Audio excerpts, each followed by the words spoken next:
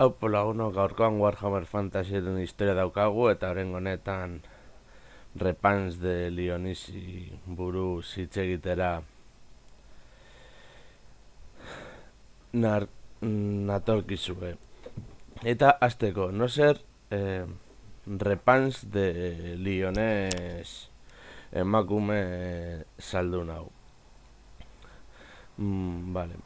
Repans de Lyonís Bretoniar paladin ezagun bat izan zen eta beranduago Bretoniako jauntxo eta duke bihurtu zen Lyoniseko dukatuan. Eta bere zizena gerra damisela zen eta eliteko armada bat gidatzen zuen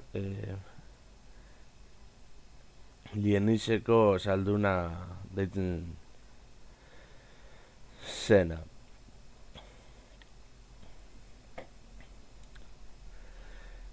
Repans imperioaren egutegiko 1980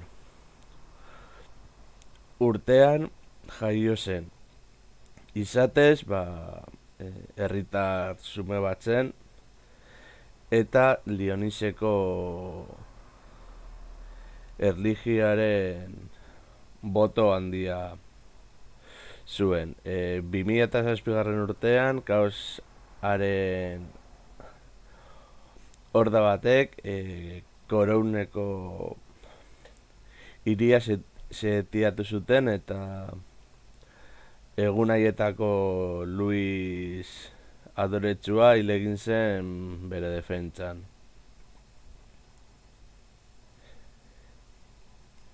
Kaosaren ehiztariak laster Bretoniako lur zabaletan zehar manando egin zuten dena erretzen eta suntzitzen. Toki guztietan saldunak hiltzen hasi ziren. Bretoniarrak bere ohoreagatik hiltzeko prest zeuden. Beraz, naiz eta idazteko aukerarik ez izan, borrokatzeari jarraitu zioten ekin ta ekin.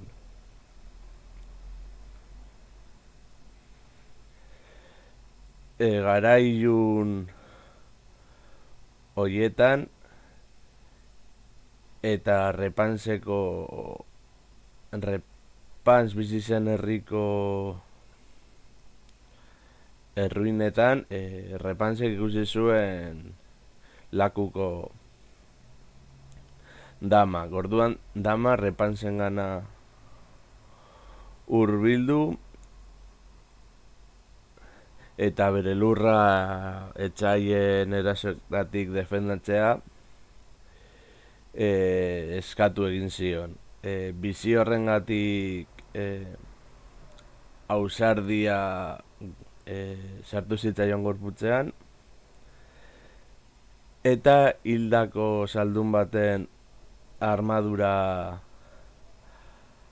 jarri, izututa zegoen gerra zaldi bat berenganatu eta Elisako relikarioaren espata hartu zuen. Gero, estandarte moduan hartu zuen tapiz bat, Liseko arroza zuena eta erabiltzen hori estandarte moduan. Lantza batekin lotu eta Lyoniseko saldunak batzeari egin zion. Saldunak ikusi zutenean damisela bat erasora joaten lotsatuta gelditu ziren eta beraz berarengana hurbildu eta erasora joan ziren kaosaren gerlarien kontra.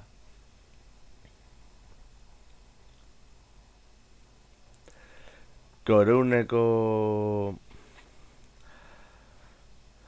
arresia apurtzen zioala Karan de Blinter kaosaren jauntxoaren arietei esker, ahots bat zabaldu zen, Bretoniar armada berri bat oso harin zijoala korounera bidean, eta erasotzaile guztiak euren zaldien hanken azpian zultzitzen zituztela. Hiriko ate handiaren